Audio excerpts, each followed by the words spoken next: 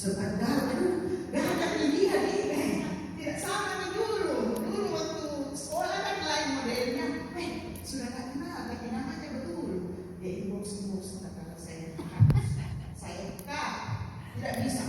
Jadi kalau orang lakukan harus mampu untuk melepaskan apa yang tidak baik. Untung saya itu karismatik tahun 2000. Kalau tidak berdiri saya di depan sini Pak Udi. Nggak tahu saya di mana. Ya, karena begitu melihat bagi nama Tuhan.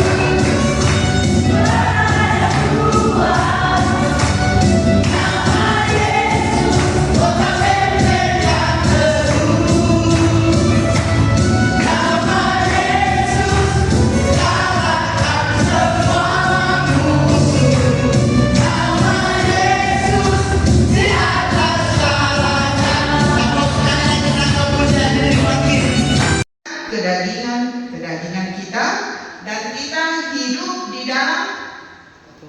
dalam roh. Nah, perlu apa kalau kita mau hidup dalam roh? Kita perlu apa? Implicit nanti sekali. Kalau kita mau hidup di dalam roh, kita harus apa, Polisi?